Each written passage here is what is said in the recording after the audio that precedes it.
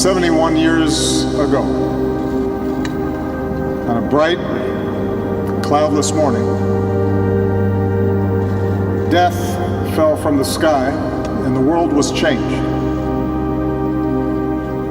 A flash of light and a wall of fire destroyed a city and demonstrated that mankind possessed the means to destroy itself. Why do we come to this place? To Hiroshima. We come to ponder the terrible force unleashed in a not-so-distant past. We come to mourn the dead, including over 100,000 Japanese men, women, and children. Thousands of Koreans, a dozen Americans held prisoner. Their souls speak to us. They ask us to look inward, to take stock of who we are and what we might become. It is not the fact of war that sets Hiroshima apart. Artifacts tell us that violent conflict appeared with the very first man. Our early ancestors, having learned to make blades from flint and spears from wood, used these tools not just for hunting, but against their own kind. On every continent, the history of civilization is filled with war, whether driven by scarcity of grain or hunger for gold, compelled by nationalist fervor or religious zeal. Empires have risen and fallen. Peoples have been subjugated and liberated. And at each junction, innocents have suffered a countless toll, their names forgotten by time. The World War that reached its brutal end in Hiroshima and Nagasaki was fought among the wealthiest and most powerful of nations. Their civilizations had given the world great cities and magnificent art. Their thinkers had advanced ideas of justice and harmony and truth. And yet, the war grew out of the same base instinct for domination or conquest that had caused conflicts among the simplest tribes. An old pattern amplified by new capabilities and without new constraints. In the span of a few years, some 60 million people would die. Men, women, children. No different than us. Shot, beaten, marched, bombed, jailed, starved, gassed to death. There are many sites around the world that chronicle this war. Memorials that tell stories of courage and heroism. Graves and empty camps that echo of unspeakable depravity. Yet in the image of a mushroom cloud that rose into these skies, we are most starkly reminded of humanity's core contradiction. How the very spark that marks us as a species, our thoughts, our imagination, our language, our tool making, our ability to set ourselves apart from nature and bend it to our will. Those very things also give us the capacity for unmatched destruction.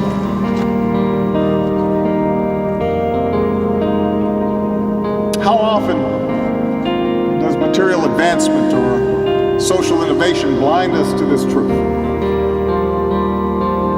How easily we learn to justify violence in the name of some higher cause.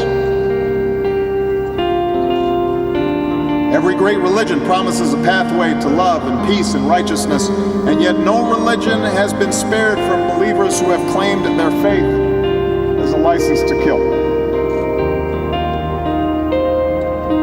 Nations arise, telling a story that binds people together in sacrifice and cooperation, allowing for remarkable feats, but those same stories have so often been used to oppress and dehumanize those who are different.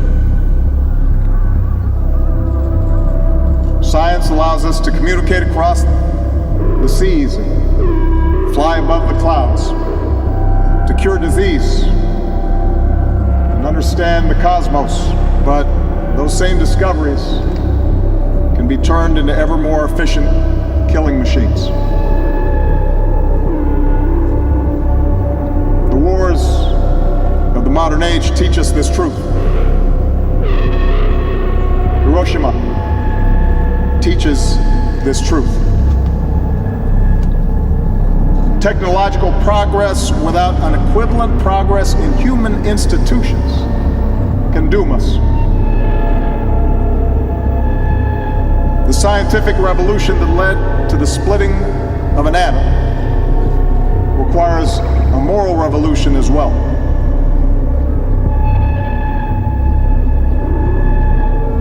That is why we come to this place. We stand here in the middle of this city and force ourselves to imagine the moment the bomb fell. We force ourselves to feel the dread of children confused by what they see. We listen to a silent cry. We remember all the innocents killed across the arc of that terrible war and the wars that came before and the wars that would follow.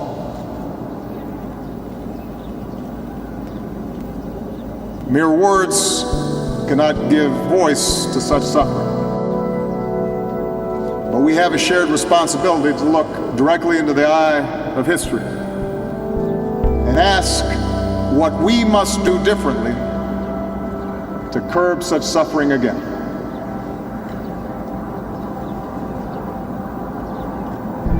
Someday, the voices of the Hibakusha will no longer be with us to bear witness. But the memory of the morning of August 6th, 1945 must never fade. That memory allows us to fight complacency. It fuels our moral imagination. It allows us to change. And since that fateful day, we have made choices that give us hope. The United States and Japan forged not only an alliance, but a friendship that has won far more for our people than we could ever claim through war. The nations of Europe built a union that replaced battlefields with bonds of commerce and democracy. Oppressed peoples and nations won liberation. An international community established institutions and treaties that worked to avoid war and aspired to restrict and roll back and ultimately eliminate the existence of nuclear weapons.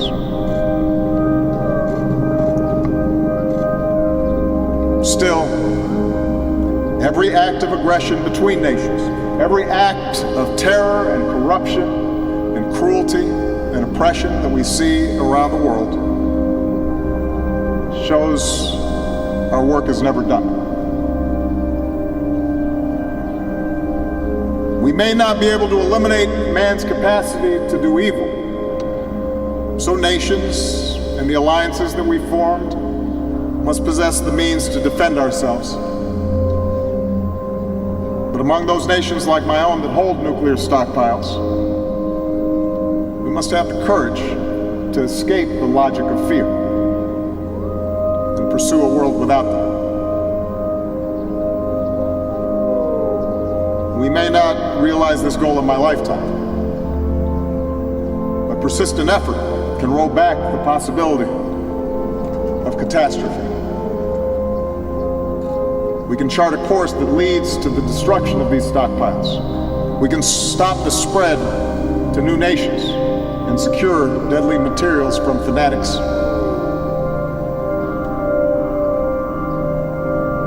And yet that is not enough. For we see around the world today how even the crudest rifles and barrel bombs can serve up violence on a terrible scale. We must change our mindset about war itself to prevent conflict through diplomacy and strive to end conflicts after they've begun. To see our growing interdependence as a cause for peaceful cooperation and not violent competition.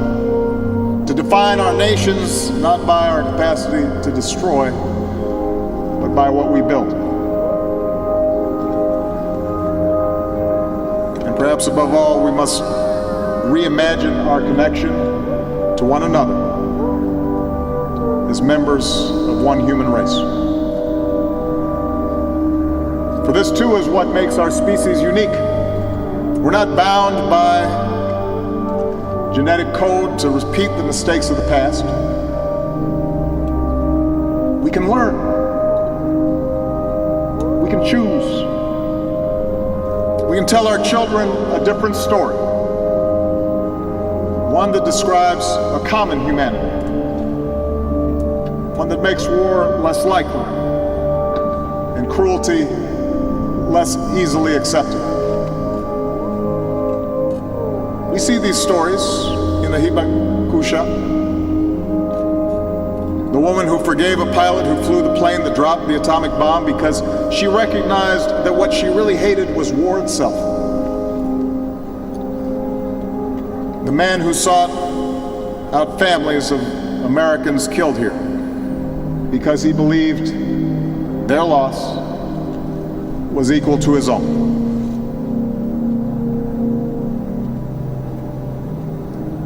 My own nation's story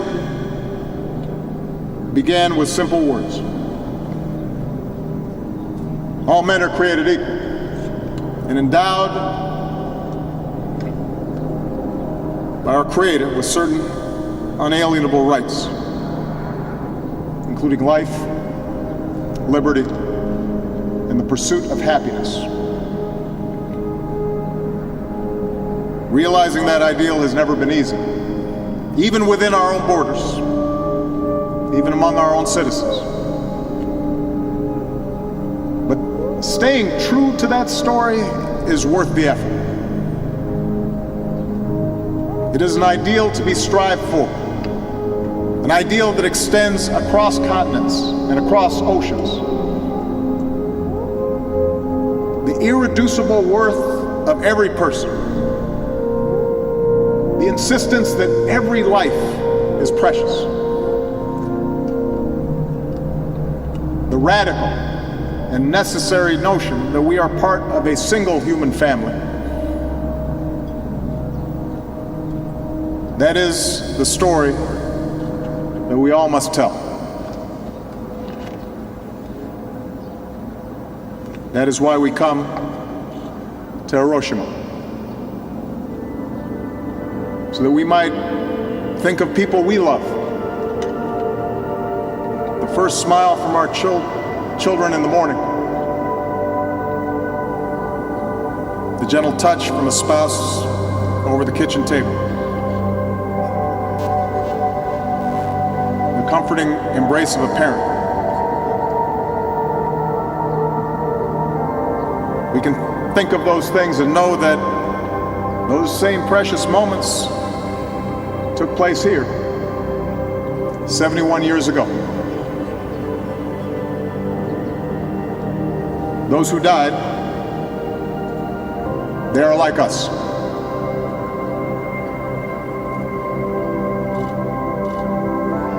Ordinary people understand this, I think. They do not want more war. They would rather that the wonders of science be focused on improving life and not eliminating it. When the choices made by nations, when the choices made by leaders reflect this simple wisdom,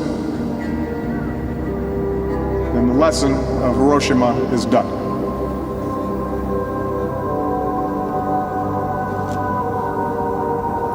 The world was forever changed here. But today, the children of this city will go through their day in peace. What a precious thing that is. It is worth protecting and then extending to every child. That is the future we can choose. A future in which Hiroshima and Nagasaki are known not as the dawn of atomic warfare, but as the start of our own moral awakening.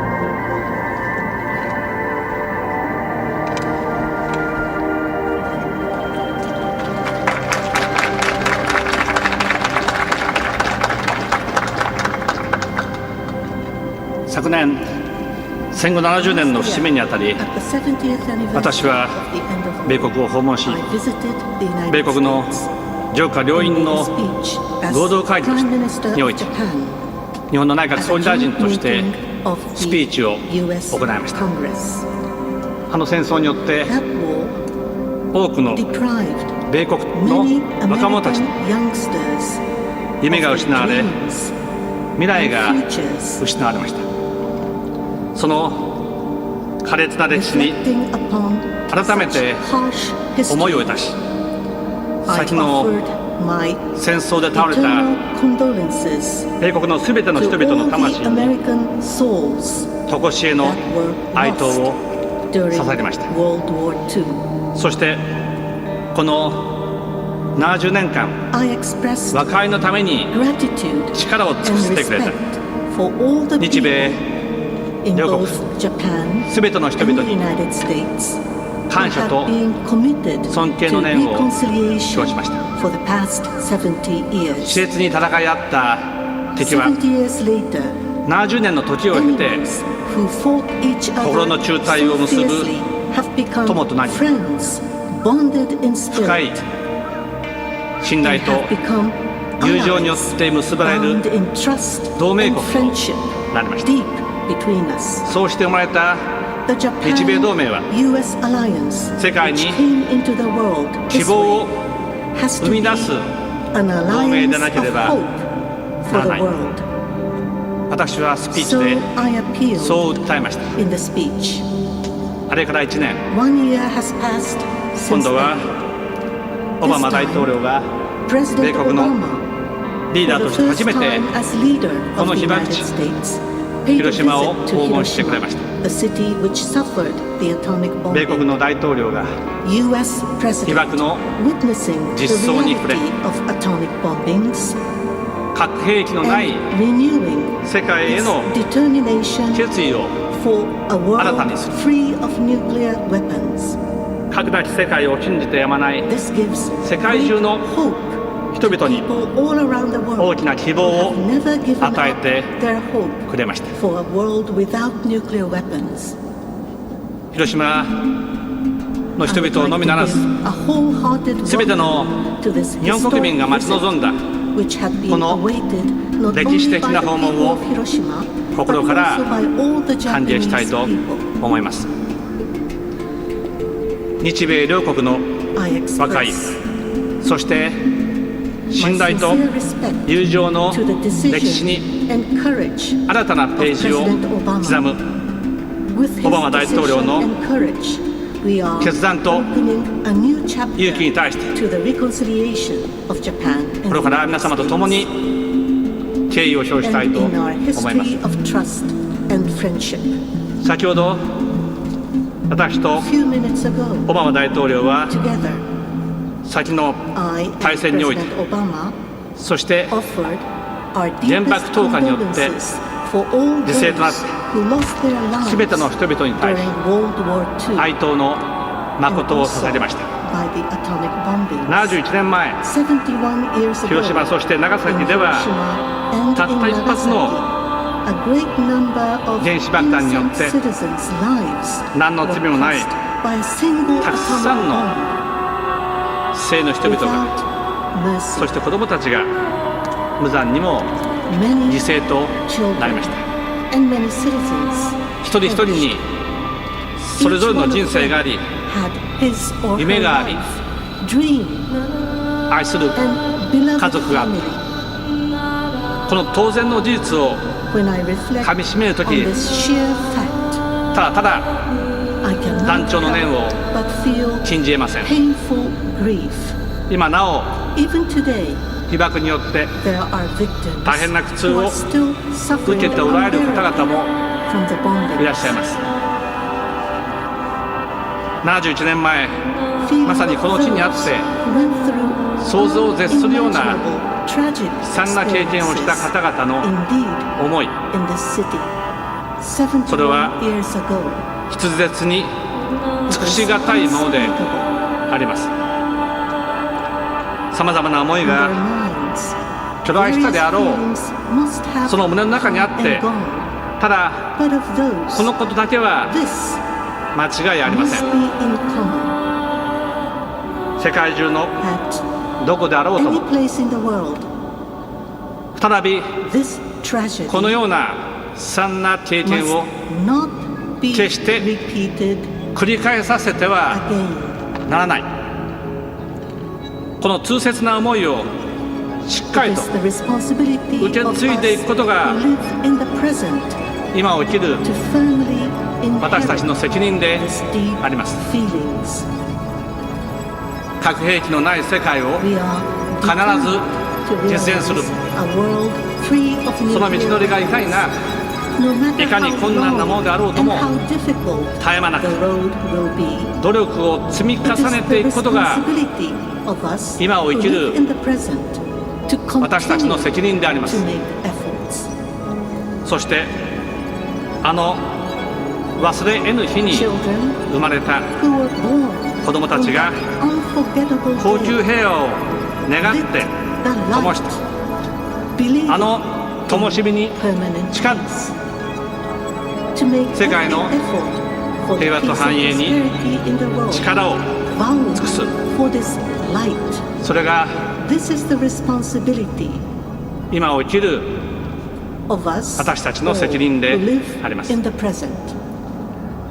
ずやその責任を果たしていく。